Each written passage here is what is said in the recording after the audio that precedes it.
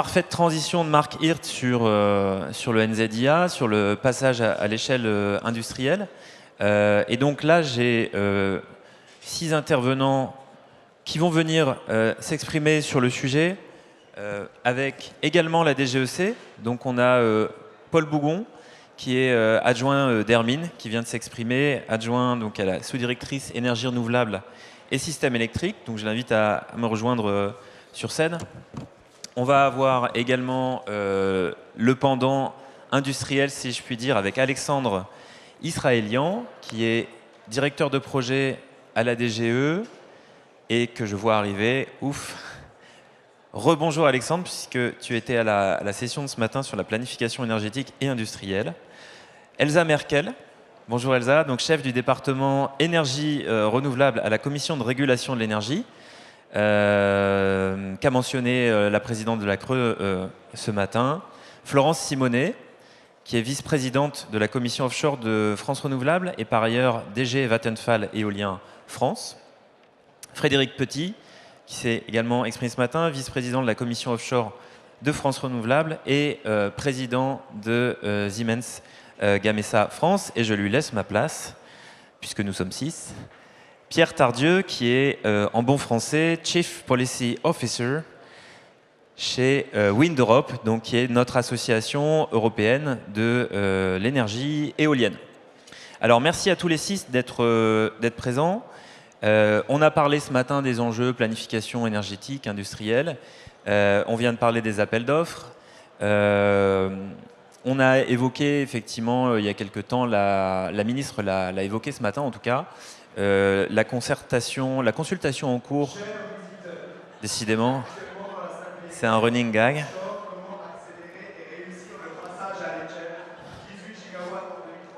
On va le savoir tout de suite. Donc, je continue mon introduction.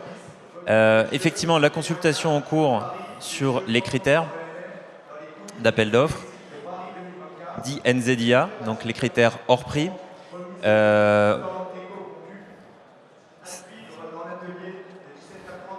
faudra qu'on optimise pour l'année prochaine parce que.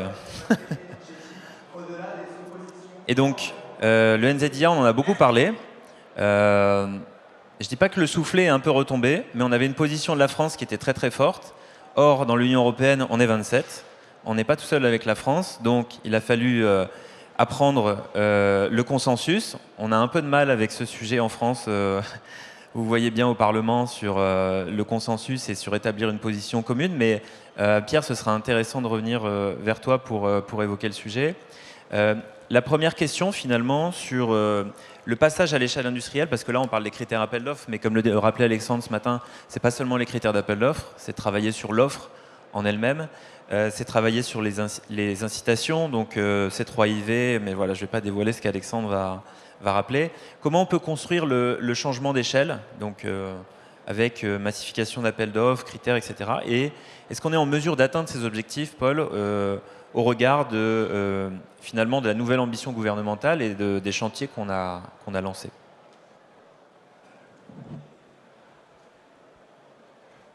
Merci Mathieu, bonjour à tous.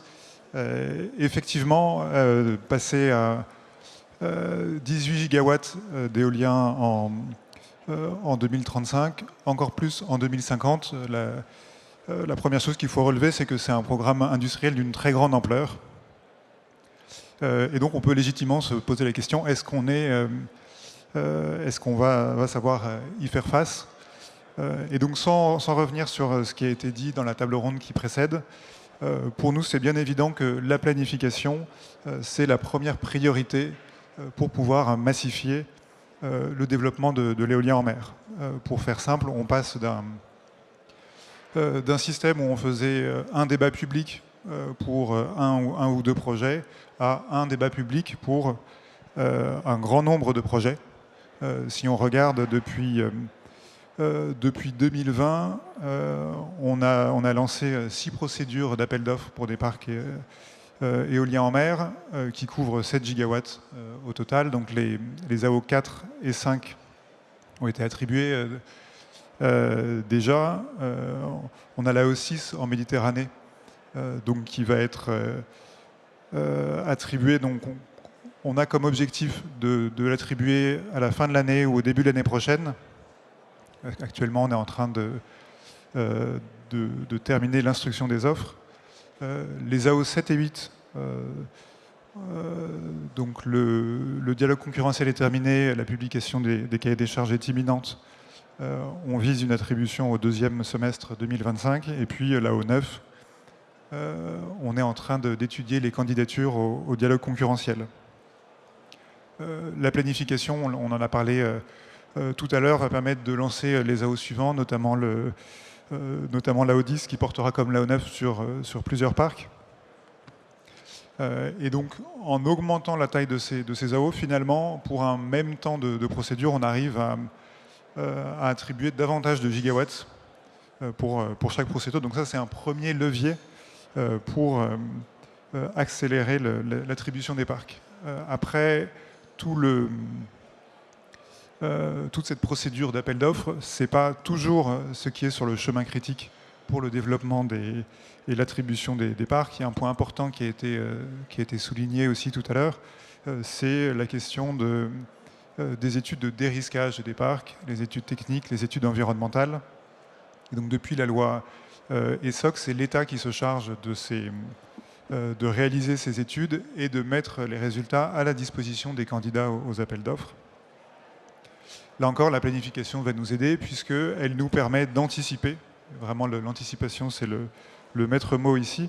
Elle nous permet d'anticiper ces études, d'en partager le calendrier avec les candidats, avec la filière plutôt, avec les candidats putatifs, pour pouvoir lancer les appels d'offres au bon moment.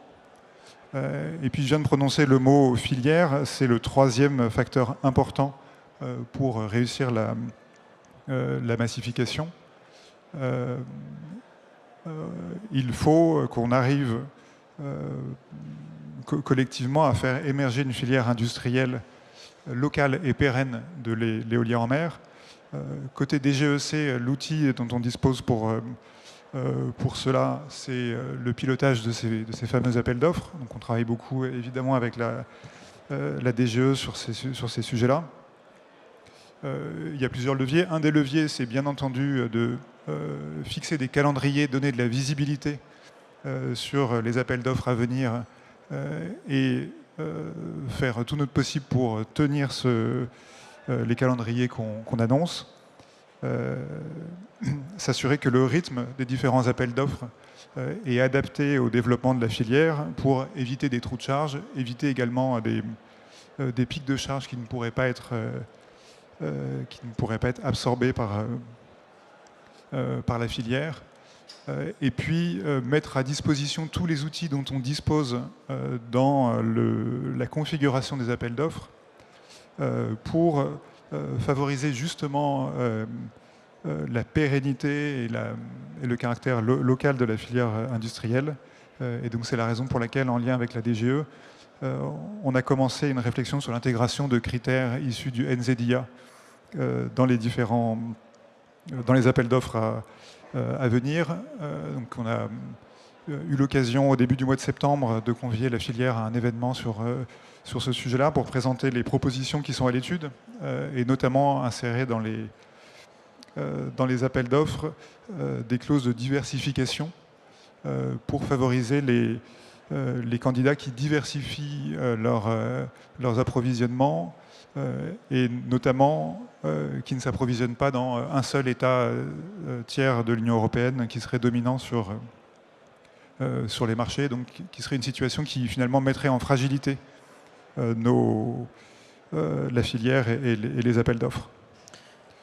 L'objectif de tout ça, c'est bien d'avoir recours le plus possible à des industriels européens, notamment dans la mesure où, d'un point de vue environnemental, ils apportent une valeur supplémentaire pour le développement de nos projets. Donc voilà pour peut-être les trois premiers points que je souhaitais évoquer ici, la planification, l'accélération de l'attribution des appels d'offres et puis s'appuyer sur une filière industrielle forte et pérenne.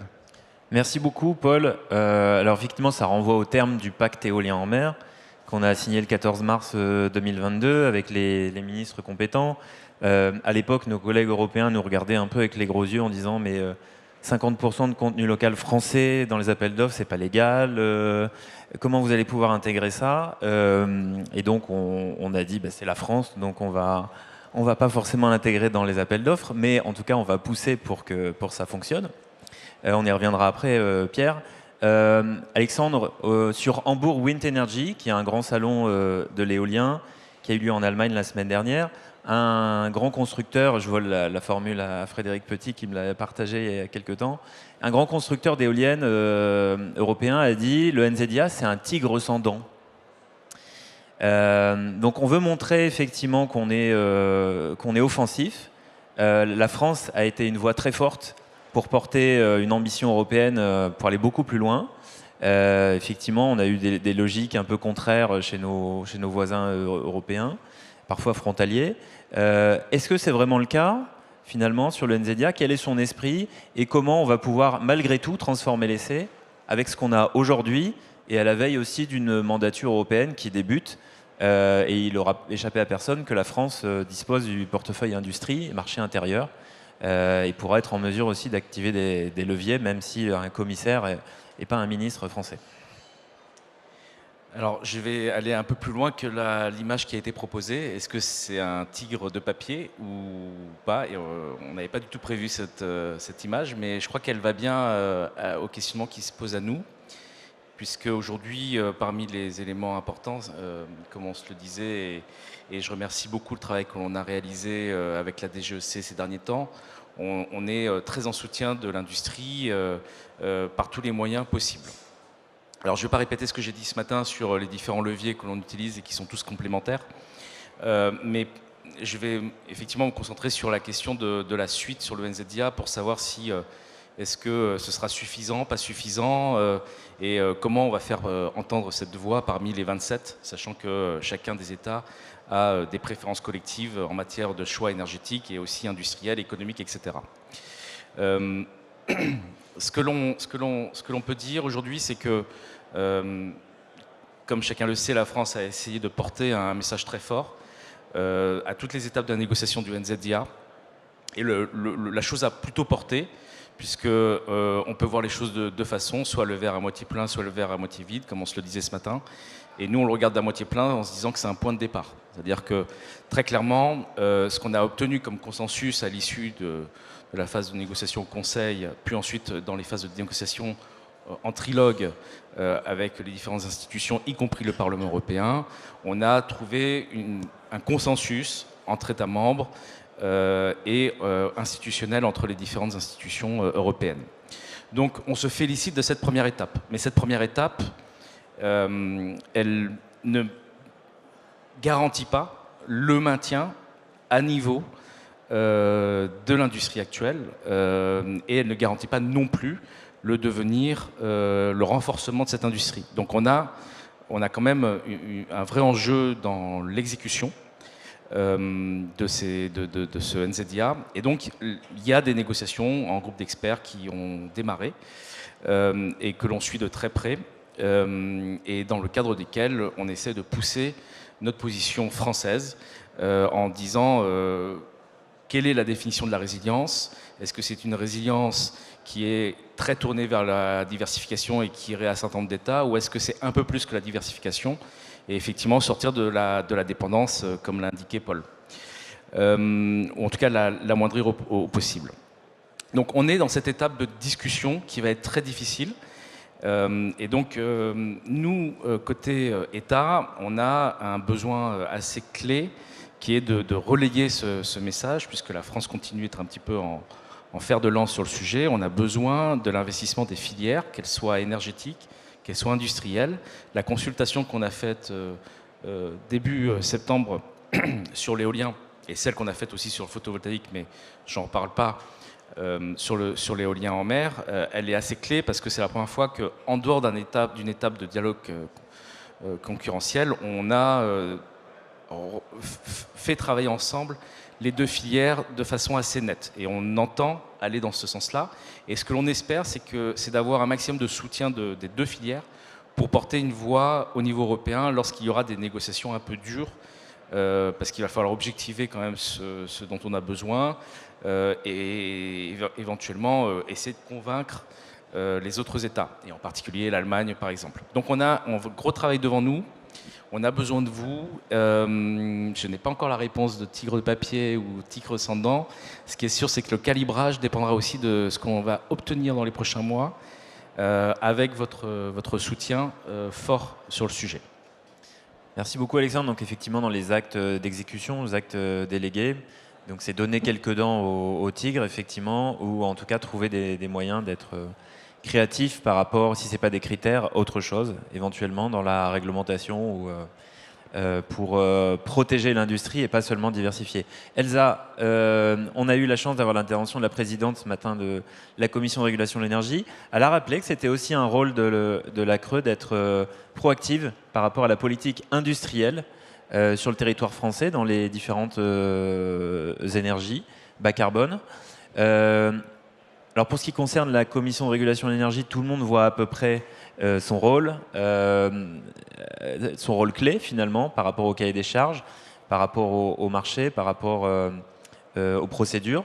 Comment la CRE voit tout ça avec, on le sait, je pense qu'on va pas se mentir, dans les appels d'offres qui ont été attribués, Paul les a mentionnés, 4 et 5, il y a eu des expressions de la CRE sur les cahiers des charges successifs, sur les évolutions souhaitées. Est-ce qu'on peut en dire deux mots ? Oui, merci beaucoup Mathieu en tout cas d'avoir invité la CRE à participer à cette table ronde aujourd'hui. Donc je vais moins insister sur le volet industriel qui est moins dans le cadre des compétences de la CRE, même si on essaye de le pousser autant que possible, et je vais vraiment essayer d'axer sur le sujet de l'accélération. Donc alors on connaît bien le rôle de la CRE, mais je me permets de rappeler ce que fait la CRE quand même sur l'éolien en mer. Donc on instruit les appels d'offres et on s'assure du bon dimensionnement, on va dire, des dispositifs de soutien et des appels d'offres en émettant des recommandations sur les cahiers des charges. Je pense que c'est un rôle qui sera vraiment à consolider dans l'avenir si on veut justement accélérer, massifier les appels d'offres. On aura vraiment, je pense, d'autant plus besoin de ce rôle de la CRE. Et la CRE est déjà pleinement engagée dans cette accélération. Aujourd'hui, on est en train d'instruire l'appel d'offres 6. En parallèle, on est en train d'instruire la préqualification à l'appel d'offres 9. On a délibéré fin août sur les cahiers des charges des AO 7 et 8, une délibération qui est publique maintenant. Donc voilà, on essaye déjà, en tout cas à notre niveau, de faire le maximum pour que ces procédures avancent vite, tout en ne renonçant pas à la qualité de nos instructions, qui me semble fondamentale pour s'assurer qu'on a des offres robustes. Je reviendrai sur ce point par la suite. Depuis longtemps, la CRE, elle appelle à une accélération sur l'éolien en mer. Ça fait déjà, depuis notre délibération portant instruction de l'AO4, tu en parlais, qu'on appelle à un grand appel d'offres de plusieurs gigawatts. Donc on se réjouit beaucoup des annonces qui ont été faites en ce sens. On pense que c'est positif aussi parce que ça permettra de faire du multilo, d'avoir des clauses concurrentielles et donc de bien répartir, on va dire, les risques qui sont inhérents au déploiement du programme éolien en mer sur différents acteurs, de s'assurer de la mobilisation des différentes ressources financières qu'on a en France et en Europe sur ce volet. Donc ça, on se réjouit beaucoup de cela. Je vais parler un peu de ce qui se passe avant les appels d'offres et pendant les appels d'offres. Avant les appels d'offres, on a déjà un levier en accélérant la phase qui précède justement l'instruction par la CRE des offres, toute cette phase qu'on appelle la préqualification, puis le dialogue concurrentiel. On a aussi été très favorable à la consultation qui a été menée par la DGEC pour voir comment accélérer cette phase qui a été faite cet été. On pense malgré tout qu'on pourrait aller plus loin, c'est une recommandation que la CRE fait souvent, mais qu'on pourrait notamment supprimer le dialogue concurrentiel actuellement. Et je vais faire le lien avec le volet industriel. On pense qu'il faudrait supprimer le dialogue concurrentiel parce qu'aujourd'hui, on l'a vu sur les dernières procédures, on a eu des délais de 2 ans entre le lancement des dialogues et la notification finale des cahiers des charges aux candidats. Je pense qu'à minima, on pourrait encadrer, on va dire, cette période. Et on est aussi pour la suppression du dialogue concurrentiel parce qu'on pense que ce serait positif de pouvoir mettre autour de la table des discussions sur les cahiers des charges d'autres acteurs que les développeurs, de mettre autour de la table les turbiniers, les flottoristes maintenant, financement sur le flottant, les financeurs de projets, et que ça, c'est vraiment un point qui nous semble important. Comme c'est fait sur les AO terrestres. Comme c'est fait sur les AO terrestres, tout à fait. On pense que maintenant, la filière est assez mature pour qu'on passe à des procédures un peu plus standardisées, simplifiées, et voilà, ce qui permettrait d'avancer globalement plus vite. Pour finir là-dessus, je pense que là-dedans, c'est important, encore une fois, de ne pas restreindre le rôle de la Creux. Je pense qu'on a aujourd'hui une position assez alignée avec la filière là-dessus, et je pense notamment à la proposition qui a été faite de supprimer l'avis de la Creux sur le document de consultation. Dans une logique des appels d'offres, pardon, dans une logique où on veut massifier, il faut que derrière on s'assure d'analyser à quel point les candidats derrière sont robustes, que leurs capacités techniques et financières sont bonnes. Et l'avis de la Creux pour cadrer justement ces examens nous semble assez important. Je voudrais maintenant parler de la phase d'instruction en tant que telle et de comment on encadre ces appels d'offres en France, et donc plus particulièrement des cahiers des charges. Et je pense que c'est important de rappeler qu'en France, on a quand même des appels d'offres qui sont attractifs. Et c'est quand même très important de garder cette attractivité au global dans nos futurs appels d'offres, nos futurs cahiers des charges. On a eu des appels d'offres, les AO4, les AO5, où on a quand même eu un nombre de candidats qui était satisfaisant, et je pense qu'on peut s'en réjouir collectivement quand on voit que dans d'autres pays, les procédures n'aboutissent pas, où on n'a pas assez de candidats ou pas du tout de candidats. Il faut rappeler qu'est-ce qui permet ça, c'est que les cahiers des charges offrent un cadre qui est sécurisant, via les indexations, par exemple la couverture des coûts, des taux par l'État. Et pour des procédures où on sait qu'on va avoir des délais de 5 à 10 ans ensuite pour faire sortir les projets, c'est assez pertinent aujourd'hui qu'il y ait un partage des risques qui soit équilibré entre l'État et les porteurs de projets. Et je pense que le développement de la filière aussi au niveau industriel, elle repose aussi sur ça, sur un cadre qui est sécurisant et attractif en France dans le cadre des cahiers des charges actuels. Et je voudrais finir en disant que le passage à l'échelle, il implique d'avoir des offres solides, robustes, et de s'assurer que le risque que les projets soient abandonnés est vraiment minime. On est quand même sur des procédures où l'État investit beaucoup. Le raccordement, il est porté par le gestionnaire de réseau.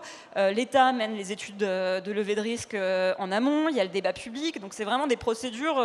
Voilà, on veut vraiment que les parcs aillent au bout collectivement. C'est important aussi pour la filière industrielle qu'on soit sur des projets qui aillent au bout. Et c'est pourquoi la Creux insiste depuis un certain nombre de procédures pour renforcer l'examen de la robustesse des offres, robustesse technologique, robustesse des coûts. Et on est content que pour les procédures AO7 et 8 à venir, on ait une augmentation du nombre de points associés à ces critères. On pense pour autant qu'on ne va pas assez loin et qu'on pourra aller plus vite. Et maintenant, on est aligné, on a l'impression, avec la filière, donc on espère que l'AO9 sera vraiment l'occasion de remettre à plat les critères prix, les critères robustesse et aussi les critères NZIA, bien sûr, et de voir exactement comment on veut différencier. Est-ce qu'on veut vraiment des critères différenciants? Et c'est là qu'il faudra se poser les questions de quel point on donne à chaque critère, parce que c'est ça qui permettra de donner l'impulsion qu'on souhaite. Merci beaucoup, Elsa, très clair. Florence, la filière a rendu aujourd'hui sa copie à l'administration avec du retard, elle aussi, sur les critères NZIA, sur le sujet de la robustesse et autres. On a déjà eu des expressions, mais surtout sur les sujets accélération, visibilité, objectifs clairs, différenciants. Ça, c'est rassurant aussi pour un développeur européen qui s'investit beaucoup sur le marché français et qui, par ailleurs, a beaucoup d'assets dans l'éolien en mer sur le marché européen et dans le monde. Merci Mathieu, bonjour à tous. Donc effectivement, hein, l'essentiel pour un développeur opérateur, c'est de la visibilité. Donc on est ravis de cette massification avec une présentation d'une localisation plus ou moins précise. Hein. On va avoir des pététoïdes, mais on espère suffisamment large pour pouvoir travailler, parce que ça aussi c'est notre volonté, c'est d'avoir des espaces suffisants pour pouvoir installer des gigawatts. Si c'est pour nous donner des confettis, ça va être très très compliqué et on n'atteindra pas les objectifs. Donc il faut que ça soit honnête en termes de volume qui seront présentés dans cette planification. Et il nous faut inscrire tous ces objectifs de volume dans un calendrier. Et ça, c'est la PPE 3 que nous demandons depuis maintenant 1 an. Il faut absolument, c'est ce qu'on entendait, hein, pour les ports, pour les investissements, il est essentiel d'avoir quelque chose de cranté sur lequel on puisse donner des perspectives. Puisque le principal problème que nous rencontrons en tant qu'opérateurs, c'est ces délais interminables qui ne s'arrêtent pas, ou qui vont enfin s'arrêter, nous l'espérons, avec les publications de certains cahiers des charges que nous attendons depuis un certain temps. et puis les annonces des lauréats, ces temps en fait sont extrêmement pesants pour des opérateurs. Quand j'entends qu'on va avoir potentiellement des surcoûts liés à des garanties bancaires, parce que peut-être nous ne serions pas des candidats crédibles, je ne sais pas qui autour, peut-être dans la salle, je ne les vois pas, je ne vais pas citer de nom, mais qui n'est pas crédible? La crédibilité, est-ce que ce n'est pas lié au fait que finalement on est obligé d'abandonner parce que c'est des pas de temps trop longs et nous avons une vision portefeuille de projet qui fait que dans nos calendriers, à un moment donné, c'est plus possible et il faut qu'on passe au suivant. Donc ça, c'est important d'avoir cette visibilité et aussi tenir des calendriers. 3 ans, c'est long. Quand j'entendais que pour les 18 gigawatts à 2035, donc on va avoir les attributions de l'AO10 entre 8 et 10 gigawatts, on attend, pour pouvoir les atteindre, ça veut dire une attribution en 2026. À l'heure actuelle, un projet, c'est 8 ans. Désolé, hein, c'est 8 ans dans le meilleur des cas. Hein. J'étais là déjà depuis 2003, hein, j'ai participé aux AO1, aux AO2. Pour certains, c'est très très long. Donc 2035, si on fait le compte, on sera vraiment ric-rac pour atteindre ces objectifs. Donc il faut anticiper au maximum tout ce qu'on est en train de se dire, hein, les études géotechniques, géophysiques. Donc cette planification va aider, mais il faut accélérer.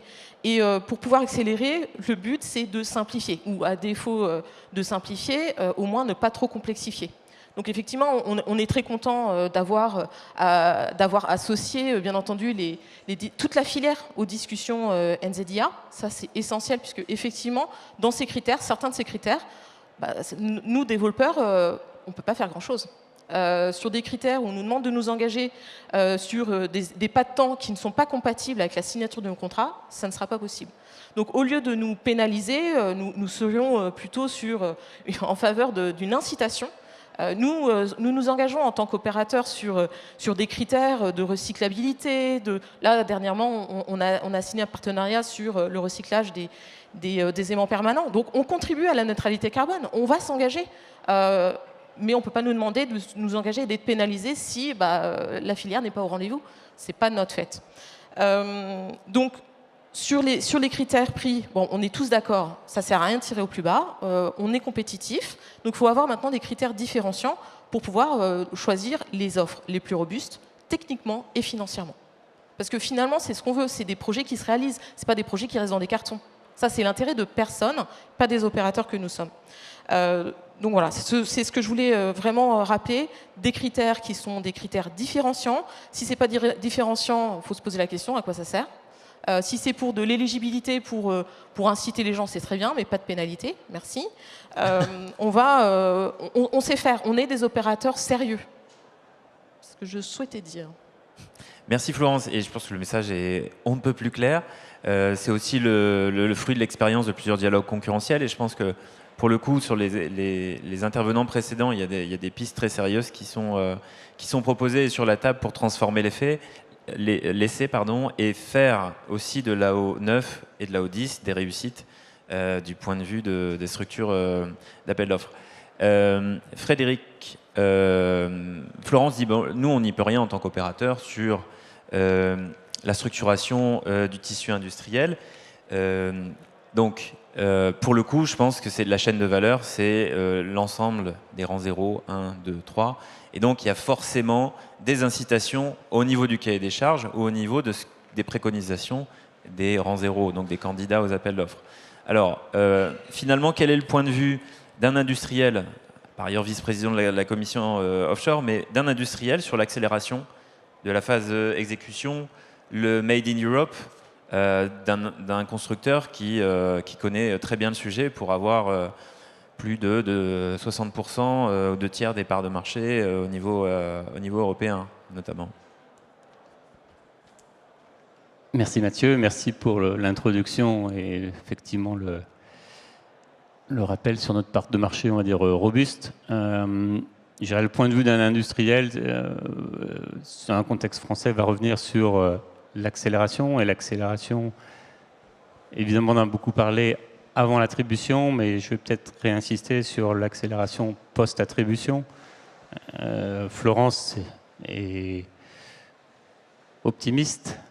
Elle parle de 8 ans. Moi, je suis un industriel, donc je regarde le projet de Saint-Nazaire attribué en 2012, mais en production en 2022. Je regarde les projets que que Siemens Gamesa va installer, c'est plus de 10 ans. Si je regarde les projets à venir, le prochain, c'est Dunkerque, attribué en juin 2019. En tant qu'industriel, j'estime qu'il sera en production qu'en 2030, mais je ne suis pas développeur, mais si c'est 2030, c'est 11 ans. Donc pour l'instant, je ne sens pas d'accélération, malgré SOC, malgré ASAP, malgré la loi d'accélération. Et c'est un vrai souci. Et c'est un vrai souci parce que il faut se rappeler qu'on est quand même dans une filière innovante. Siemens Gamesa a mis sur le marché et commencé à installer une éolienne de 6 MW en 2015, là, une 7 MW en 2017, une 8 MW en 2019, une 11 MW en 2021. Maintenant, on est sur une 14 MW qu'on peut booster à 15. Donc on est sur un pas de temps, tous les 2 ans, une nouvelle éolienne. Est-ce que ça va rester 2 ans? J'espère que non. Est-ce qu'on est au bout de l'innovation? Je ne le pense pas, mais on y reviendra après. Mais dans toutes ces prédictions sur des projets qui sont longs en termes d'exécution, c'est très compliqué pour un industriel d'imaginer la chaîne de sous-traitance sur des projets sur un horizon de temps qui est trop long. Donc il faut le réduire. On a parlé de simplification. Je dirais, moi, je serais peut-être encore plus radical. Si on veut réduire, ça s'est déjà fait. Ça s'est déjà fait, par exemple, quand on a installé le terminal LNG flottant au Havre en moins de 2 ans. On a mis en place des lois dérogatoires pour pouvoir le faire. Quand on a eu Notre-Dame de Paris qui a brûlé, il y a eu des lois dérogatoires pour pouvoir reconstruire en 5 ans. Et le défi a été relevé. J'ai également l'exemple du village olympique, installé en 2 ans, là aussi avec des lois dérogatoires. Donc peut-être qu'à un moment, si on veut vraiment accélérer, il faudra simplifier, mais peut-être aussi penser à cette piste de loi dérogatoire pour vraiment aller plus vite. Et ça permettra, je suis tout à fait ouvert à la proposition de la Creux et d'Elsa Merkel pour avoir au-delà du dialogue les candidats, mais aussi les industriels. Mais voilà, les industriels regarderont avec un pas de temps industriel. Sur le deuxième volet, soutenir la filière européenne, évidemment, la filière française. Je dirais, si je regarde la filière française aujourd'hui, je rappelle juste qu'on a 4 des 12 usines d'assemblage de pales et de production d'assemblage de nacelles et de production de pales qui sont localisées en France et 12 usines européennes. Pour ceux qui sont allés à Winergie, à Hambourg, ils ont vu que la concurrence asiatique était là, très présente. Et donc, on parle d'un risque, et c'est un risque qu'on a déjà vu se transformer sur le photovoltaïque. Donc, effectivement, le NZDA aide, et on l'a dit, c'est une première étape, mais il ne faut pas sous-estimer, je dirais, l'agressivité. Et je dirais, nous, j'en parlais ce matin, on est favorable à ce qu'on appelle une concurrence loyale. Et c'est vraiment essentiel pour préserver une filière industrielle européenne à la pointe hier, à la pointe aujourd'hui et à la pointe demain. Si on ne prend pas conscience de tous les risques, on peut se réveiller avec des lendemains compliqués. Donc pourtant, voilà, tout est là au niveau des règles. Donc le NZDA, une première étape, donc on espère qu'il y en aura d'autres pour continuer à peut-être aller et peut-être rebondir, puisque Agnès Pannier-Runacher, il y a quelques mois, on parlait sur le côté bilatéral. Donc, il y a des marchés auxquels on n'a plus accès. Donc, pourquoi est-ce que ces constructeurs-là ont accès à notre marché alors que nous, on n'a plus accès à leur marché? Donc, je pense que c'est des questions qu'il va falloir peut-être se reposer avec un petit peu plus d'acuité. Et puis, les derniers points sur les volumes. Donc, effectivement, derrière le volume, donc je dirais on a. Attention, s'il vous plaît. Dans l'atelier, la conférence souveraineté agricole et souveraineté au-delà des oppositions. On essaie de le couper, mais ça marche pas. Ouais. Et je rappelle quand même dans la salle plénière, offshore, comment accélérer Et donc sur les 18 gigawatts en 2035 et 45 en 2050. Puis, toujours dans la salle plénière, la conférence Revini Licheo, témoignage, Jeux de Paris et Jeux 100% ENR, dans les coulisses de cette réussite de Paris 2024. Donc, Et de 18h à 18h30, de stand éco-conclu. Merci. vous serez interrogé sur la programmation en fin de session. Donc effectivement, tu as dit que ce serait pour l'année prochaine, donc c'est pas sur cette année, ces interruptions involontaires. Mais donc oui, sur la visibilité, donc en tant qu'industriel, en tous les cas, on voulait le signaler aussi au gouvernement, et les discours de mai des ministres à Saint-Nazaire qui indiquaient cette culture du calendrier respecté. Même si le calendrier n'est pas respecté, le fait de le dire qu'il y a une prise de conscience en tant qu'industriel, c'est quelque chose qui a vraiment de la valeur chez nous en interne, parce qu'on se dit, tant qu'il n'y a pas cette prise de conscience, ça ne va pas changer. Voilà. Difficile de Donc, donner du crédit. on a entendu aussi les bons mots ce matin de la ministre. Voilà, donc on sait que on va dire cet engagement sera tenu à l'avenir, mais voilà, on restera évidemment vigilant. Merci beaucoup Frédéric. Pierre, en 2 mots sur ce que ça inspire, ces échanges-là, on les voit au niveau des 27 États membres. Le NZIA Wind Europe est très attentive sur sa mise en œuvre et les propositions. On a coordonné nos travaux français sur le NZIA, la réponse à l'administration, avec ce qui s'est fait aussi au niveau européen, en gardant aussi, pourquoi pas, des différences, mais en gardant surtout aussi une cohérence. Et critères et permitting, c'est des sujets aussi récurrents de Wind Europe par rapport à la Commission, aux institutions. Est-ce que tu peux nous en dire 2 mots par rapport aujourd'hui à ces enjeux-là qui s'ouvrent dans la nouvelle mandature européenne? Pour resituer la massification dans le cadre un petit peu européen, cette année on va faire 2,4 gigas d'offshore au sein de l'Union européenne. À partir de 2029, 2030 et toutes les années après, il faudra faire 10 gigawatts par an. Donc il faut aller beaucoup plus vite. Pourquoi? Il y a l'enjeu climatique évidemment, mais il y a aussi un enjeu de compétitivité de l'économie. Donc le rapport Draghi nous le rappelle. Donc l'éolien offshore a un rôle extrêmement important à jouer sur ce plan-là, et puis aussi les enjeux géopolitiques. Et donc il y a une chose qui est claire pour la Commission européenne à Bruxelles, et c'est le cas à nouveau avec cette nouvelle Commission européenne, c'est qu'on ne veut pas remplacer une dépendance énergétique qu'on avait vis-à-vis de la Russie par une dépendance technologique qu'on aurait vis-à-vis d'un autre rival systémique qui est évidemment la Chine. Et donc c'est tout le sens du NZIA. J'aurais tendance à regarder plutôt le verre à moitié plein, et je vais expliquer un petit peu pourquoi, mais tout en reconnaissant que ça doit s'inscrire dans une politique plus large au niveau européen. Donc, on a le NZIA, on a la question des échanges ouverts mais loyaux et justes sur le plan international. Et donc il y a une enquête en cours de la Commission européenne sur les éoliennes chinoises dans le cadre du Foreign Subsidies Regulation. Donc ça, c'est un exercice extrêmement important. Et il y a aussi toute la question de l'accompagnement de la réindustrialisation européenne. Donc ça va être porté par effectivement le vice-président exécutif Stéphane Séjourné. Donc on va suivre tous ces dossiers en parallèle. Sur le NZIA, à rappeler peut-être quelque chose de très nouveau au niveau européen, c'est qu'on sort de la logique unique du prix. Pendant très très longtemps, le prix était le seul critère en Europe pour attribuer les appels d'offres. Ici, on a des critères de préqualification, on en a discuté, les critères de robustesse, la question de la cybersécurité aujourd'hui aussi, qui s'inscrit dans la thématique des enjeux géopolitiques, et puis évidemment les critères hors prix.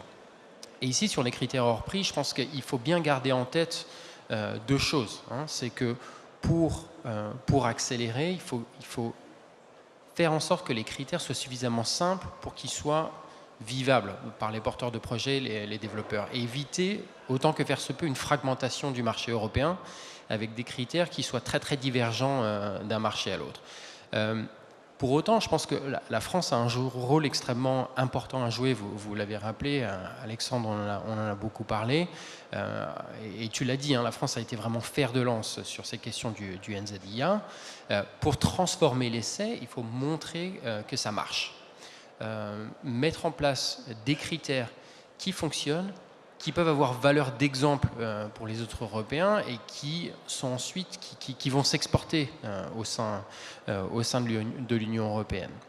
Donc vraiment avoir cette idée en tête, résister à la tentation du village gaulois, garder à l'esprit l'enjeu de massification, de simplification, et avoir des critères hors prix qui soient lisibles, différenciants effectivement, et qui soient en mesure d'envoyer un signal clair aux industriels. On l'a dit, hein, c'est un enjeu de diversification, mais le meilleur moyen d'apporter de la résilience à la chaîne de valeur en Europe, c'est quand même de produire en Europe. Hein. Donc, pas nécessairement pour tout, mais sur des produits à forte valeur ajoutée, sur des produits essentiels, produire en Europe, c'est encore le meilleur moyen de contribuer à la résilience de la chaîne de valeur européenne. Merci beaucoup Pierre. Mais je pense qu'il y aura un moyen très simple aussi, c'est que finalement l'exemple du village gaulois soit européen et comme ça on a les mêmes critères pour tout le monde. D'inspiration française, ça nous arrangerait beaucoup. Mais ce sera un petit peu plus compliqué que ça. Paul, on a parlé des appels d'offres. Et du permitting. Donc vraiment, la visibilité, c'est des briques fondamentales. Qu'est-ce qu'il y a comme autre changement structurel à envisager? Comment on peut s'assurer de la réussite de ces évolutions en 2 minutes à peu près, parce qu'on a un peu moins de temps que pour la première question. Effectivement, si on élargit la focale, il y a d'autres sujets structurels ou d'autres conditions qui doivent être remplies pour pouvoir atteindre ces objectifs de développement de l'éolien en mer. Je pense qu'il y a un premier facteur qui est l'adaptation du système électrique de manière générale à ces nouvelles capacités de production. Et là, je vois au moins 3 échelles. La première, c'est la question du raccordement. Donc, je ne vais pas aller très vite parce que RTE en a parlé tout à l'heure, mais il faut avoir en tête que c'est des montants d'investissement qui sont très, très importants. Des besoins qui concernent non seulement la France, mais aussi les autres pays européens, donc une concurrence pour les ressources et les capacités industrielles à mettre en face, et le besoin de synchroniser les travaux de raccordement qui sont réalisés par RTE avec les projets de la filière pour que le raccordement arrive en même temps que le parc et qu'il ne soit pas un facteur limitant. Au-delà du raccordement du parc au réseau, il y a toute l'adaptation du réseau derrière le raccordement pour qu'il puisse faire transiter les volumes d'électricité qui seront produits par les parcs éoliens. Ça, c'est une des clés pour ça, on en a parlé tout à l'heure aussi, le SDDR. Évidemment, c'est l'adaptation à l'éolien en mer, mais c'est de manière plus générale l'adaptation du réseau à une nouvelle manière de produire qui est moins centralisée sur des grands centres de production comme on a connu quand on a développé le programme électronucléaire et avec davantage de production diffuse. Et puis, derrière tout ça, il y a l'adaptation du système dans son ensemble. Je pense qu'aujourd'hui, il y a un sujet de préoccupation qui concerne beaucoup d'acteurs de l'éolien, du photovoltaïque. C'est la question des prix négatifs. Et du nucléaire. Alors il y a les prix du nucléaire, mais puis aussi pour ceux concernés les prix du nucléaire. Moi, je pensais plutôt à la multiplication d'épisodes de prix spot négatifs, qui impactent le fonctionnement du système électrique, des marchés de l'électricité. Et ça, pour être capable demain d'augmenter, de raccorder en 2035 18 gigawatts de capacité éolienne en mer, il y a des actions à mener pour adapter la structure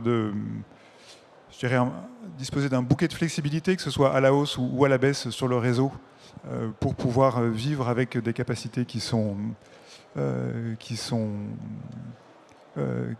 intermittentes, donc synchroniser davantage les besoins de consommation avec la production. Et pour ça, il y a un ensemble de dispositifs, de réponses à apporter pour pouvoir continuer le développement de ces capacités de production.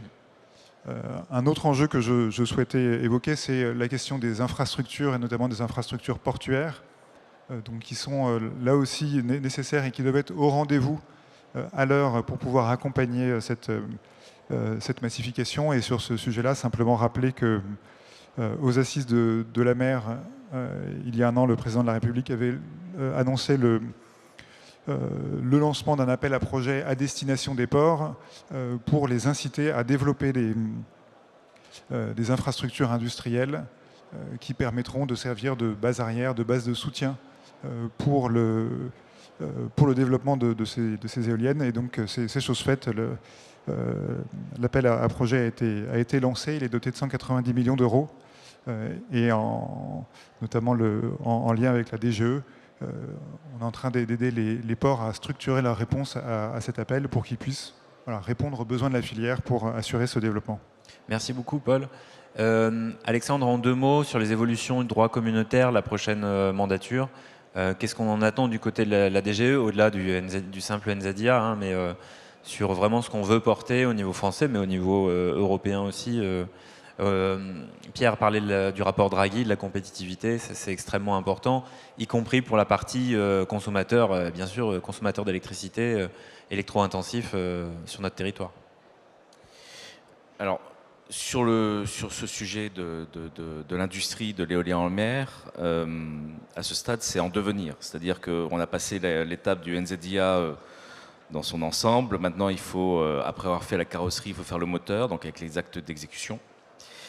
Donc on a encore ce travail-là, et c'est pour ça que j'ai axé tout à l'heure la prise de parole sur ce sujet-là, et qui est vraiment le sujet clé des prochains mois. Et donc ça va aussi irriguer la nouvelle commission qu'il va falloir amener sur ce sujet-là, je pense, avec des personnes différentes, puisqu'on a un nouveau commissaire français sur le volet intérieur et industriel. Donc c'est un enjeu en soi. Et au-delà de ça, je crois qu'il faut qu'on se pose la question de quelles seront les futures étapes et les futurs textes qui pourraient constituer de nouveaux leviers pour soutenir l'industrie européenne. Et en fait, je vais faire une réponse d'une pierre deux coups pour faire écho un peu à ce qu'on a évoqué tout à l'heure. Il n'y a pas de syndrome de village gaulois, je vais être provocateur, mais vraiment pas. En fait, le choix, il est beaucoup plus simple que ça. C'est pas la France contre le reste de l'Europe, au contraire. Je pense que c'est les États qui ont une industrie aujourd'hui. Il y a quelques États, la France, l'Allemagne, les Pays-Bas sur le solaire aussi, maintenant qui développent une usine, l'Italie. Danemark. Hein. Exactement. Alors je ne vais pas tous les faire parce que je vais en oublier. Et puis il y a ceux qui n'en ont pas. Et donc, côté français, je crois que c'est assez simple. On souhaite donner de la visibilité, du volume pour soutenir le tissu existant, parce qu'on a une part de valeur ajoutée qui est absolument majeure, et on a un outil qui est productif, et on veut éviter ce qui s'est passé sur le PV. Et donc, il y a un choix qui est très simple, et il nous appartient de le faire collectivement. Et ça concerne d'autres États, qui ont des industries aussi. Et donc, la question, ça va être le rapport entre les États qui ont une industrie et ceux qui n'en ont pas. Et c'est là où il y aura des États pivots qui vont switcher d'un côté et de l'autre, malgré, nonobstant le fait qu'ils aient aussi des industries. Et donc, bien sûr, on se tourne vers l'Allemagne, sur laquelle on a des questions et qu'on essaye de ramener vers nous en termes de position de négociation sur les actes d'exécution du NZIA dans un premier temps, pour ensuite envisager les autres leviers. Donc on est dans cette négociation, il n'y a pas de village gaulois, il y a des États qui sont industriels, qui veulent préserver leur tissu et le développer et en faire un fer de lance. Et puis il y a des hésitations. En toute cette cause, côté français, je crois que le débat a été tranché, et c'est ça qui est plutôt bien, par le précédent gouvernement, en disant on préfère avoir des usines en Europe plutôt que de financer des usines en Asie. On verra ce que donnera la position gouvernementale du gouvernement qui vient d'être nommé. Je ne me prononce pas là-dessus. En tout état de cause, si on continue dans la même lignée, il y aura cette discussion à venir. Donc on l'espère la plus riche possible. Et encore une fois, on ne peut le faire que si on a des alliés au niveau européen. etc. Juste une dernière parenthèse pour les éléments clés pour la suite. Je vais me permettre de faire une petite parenthèse. Peut-être que vous allez l'évoquer, alors peut-être que Siemens Gamesa l'évoquera. C'est l'enjeu bien sûr des compétences dont on a parlé ce matin. Je sais qu'il y a un certain nombre d'acteurs dans la salle qui se mobilisent beaucoup sur le sujet. Je crois que c'est au-delà de tout ce que Paul a évoqué côté des GEC. Je crois que notamment aussi le volet portuaire, industriel-portuaire, sur lequel on travaille beaucoup par façade maritime, il y a l'enjeu des compétences. Et l'aménagement par façade, sous l'angle industriel et portuaire et déploiement énergétique, doit intégrer cette dimension des compétences. Donc on a un gros travail à faire collectivement là-dessus et qui nécessite un peu de coordination, je pense. Merci beaucoup, Alexandre. Effectivement, tout ce qui concerne la gestion prévisionnelle, emploi, compétences, par rapport aux différentes façades, il y a des premiers diagnostics d'ailleurs qui ont été financés par France 2030 et qui se poursuivent jusque dans l'offre de formation. Elsa, Paul en a parlé sur le redimensionnement du système électrique, en particulier sur les mécanismes de soutien, comment la Creux voit ces évolutions. Je pense qu'il y a un sujet que la présidente a abordé ce matin, qui était complément de rémunération, c'est bien, c'est un outil efficace, ça contribue au bouclier tarifaire en temps de crise, c'est très utile, alors plus ou moins, effectivement, selon la fonction des prix de marché. Et il y a aussi question des offres mixtes, avec complément de rémunération et corporate PPA, donc les contrats de gré à gré. Est-ce que tu peux nous en dire deux mots? Oui. Je pense qu'en effet, sur ce sujet, on a vraiment besoin d'adopter une logique d'anticipation. Les appels d'offres qu'on instruit aujourd'hui, la manière dont on écrit les cahiers des charges, il faut se dire qu'aujourd'hui encore, c'est pour des parcs qui seront en service dans un système, dans un marché qui est celui de dans 10 ans. Bon, on espère moins, mais voilà, approximativement entre 5 et 10 ans. Il faut prendre en compte le rôle de plus en plus prépondérant que l'éolien en mer va prendre dans le mix énergétique de demain. Ça va vraiment être une des pierres angulaires du système électrique. Et c'est vraiment important que cette intégration de la filière, elle se fasse de la manière la plus efficace, la plus optimale possible. Et par exemple, évidemment, lorsqu'on a lancé les appels d'offres 1 et 2, il y a 10-15 ans, personne n'avait anticipé un semestre où on pourrait avoir près de 250 heures de prix négatifs. Je rebondis sur ce que disait Paul avant. Donc voilà, c'est des choses qu'on doit anticiper aujourd'hui dans la manière dont on dimensionne les dispositifs de soutien. Et la Creux a mené une analyse approfondie du phénomène et de qu'est-ce qui s'est passé au semestre 2024, pour essayer vraiment de comprendre les différents enjeux. Et on va publier une note à ce sujet cet automne avec un ensemble de recommandations qui portera à la fois sur les parcs, les futurs dispositifs de soutien, mais aussi parfois sur les parcs existants, et je pense notamment aux parcs éoliens en mer qui ont une place déjà importante dans le mix électrique d'aujourd'hui.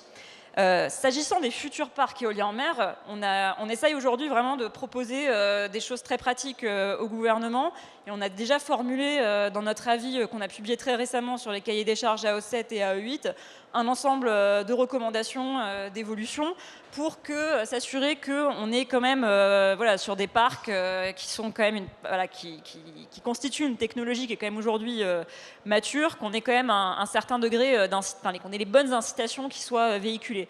Ça peut passer notamment via l'introduction d'une prime de performance qui viserait à récompenser les parcs qui arrivent à capturer qui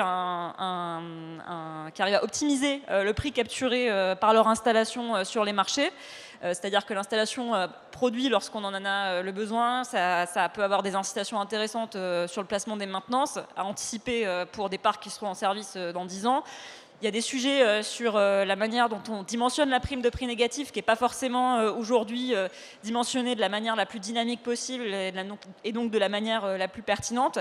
On a aussi un sujet aujourd'hui, c'est que quand on a un prix négatif, on a tout le parc ENR sous complément de rémunération qui est amené à s'éteindre, ce qui n'est pas forcément le plus optimal. Parfois, RTE a besoin pour équilibrer le système électrique, on a besoin d'une seule partie du parc qui s'arrête. Et donc voilà, on a fait un ensemble de propositions très pratiques dans notre avis. et on a eu des discussions très constructives avec la DGEC, notamment sur ce sujet. Donc voilà, vraiment se placer vraiment dans le monde de demain, dans le système électrique de demain, pour écrire les cahiers des charges aujourd'hui. Et je rebondis donc sur le second point que tu évoquais, vraiment sur les modèles contractuels.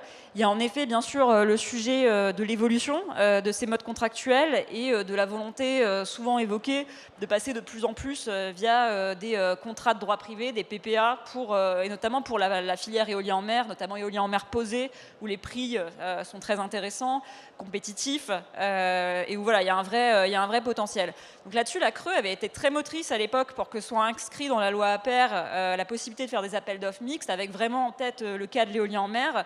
Donc voilà, c'est très positif que ce soit rendu possible, voilà, que la porte soit ouverte, on va dire, dans l'AO9. Ça permettra bien sûr aussi, voilà, si on est sur des schémas de PPA, ça dérisque les finances publiques de l'exposition au prix spot. Donc pour les finances publiques, il y a quand même il y a un côté évidemment positif. Et pour les consommateurs, le profil éolien en mer, c'est quelque chose d'intéressant. C'est quelque chose c'est un profil avec un facteur de charge qui est quand même très intéressant. Donc voilà, on pense qu'il y a une vraie appétence derrière pour les consommateurs pour faire des PPA avec des parcs éoliens en mer. D'ailleurs, on a pu le voir en Europe. Après, ce qui est important de garder en tête, c'est qu'aujourd'hui, c'est quand même très compliqué de demander à un candidat à un appel d'offres d'avoir sécurisé un consommateur au stade de l'appel d'offres qui est prêt, dans 8 ans, à lui racheter son électricité pendant 15 ans. En fait, l'évolution sur les modes contractuels, elle est en quelque sorte consubstantielle de l'évolution qu'on va avoir de l'accélération des procédures. Ce sera beaucoup plus facile de demander à des candidats de s'engager sur une part de PPA quand les délais de développement seront réduits et se rapprocheront des délais qu'on peut avoir sur l'éolien terrestre actuellement, même si ceux-là sont aussi pas les plus rapides non plus forcément. Donc voilà ce qu'on peut dire sur le sujet. Donc voilà, on est tout à fait la CRE pousse pour le développement des PPA et notamment sur l'éolien en mer, à prendre en compte par contre la réalité d'aujourd'hui sur à quoi peuvent vraiment s'engager un candidat au stade de l'appel d'offres.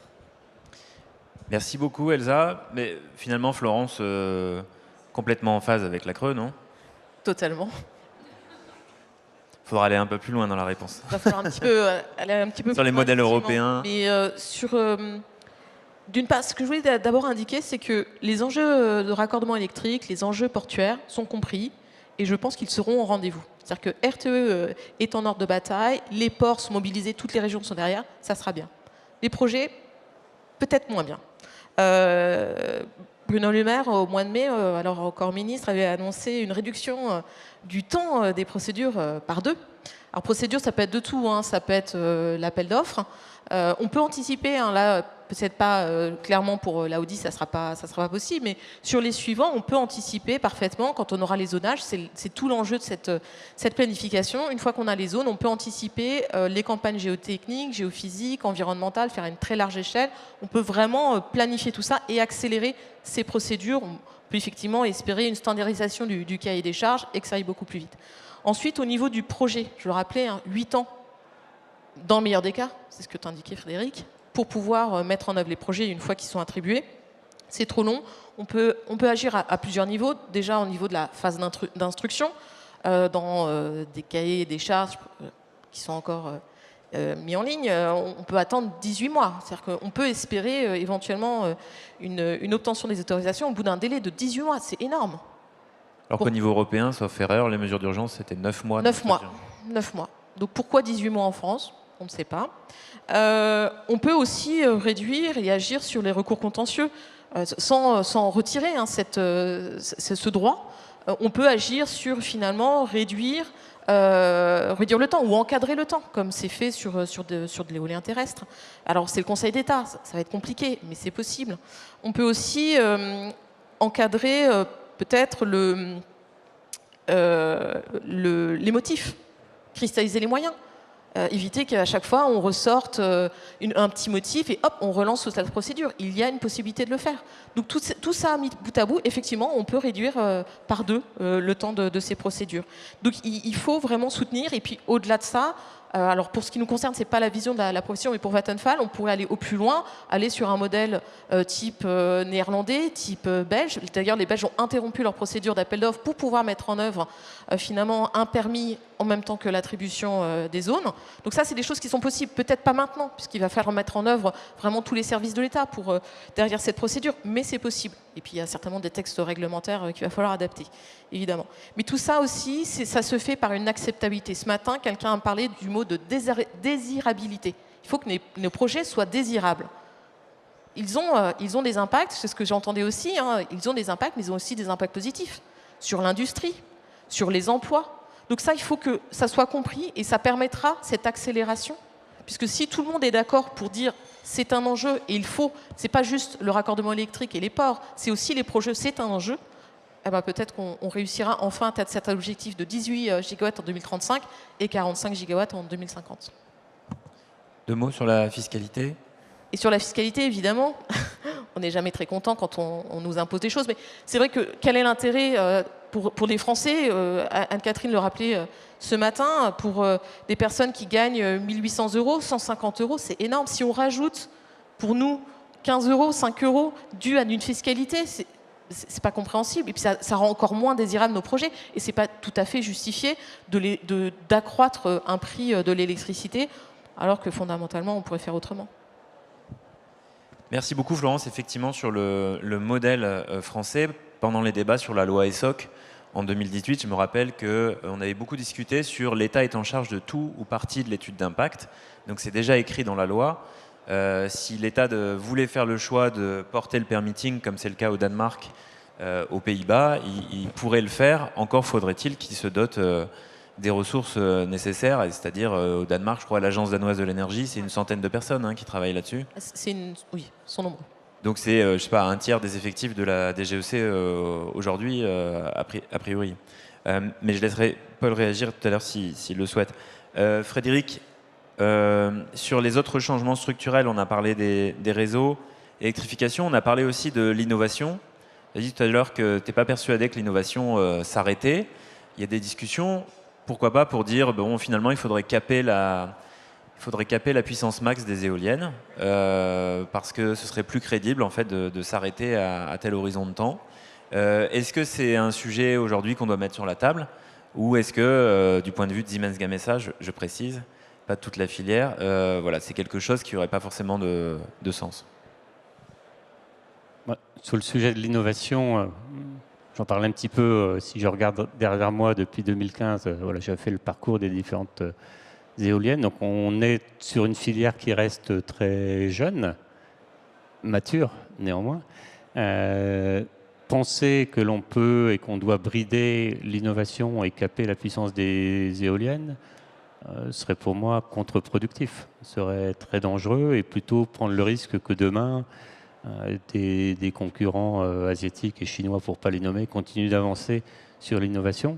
Surtout que le principe d'un turbinier, c'est pas de mettre sur le marché une éolienne plus puissante pour le plaisir de mettre une éolienne plus puissante. Ça fait aucun sens. En tous les cas, ça fait aucun sens et ça crée pas de valeur pour ses clients.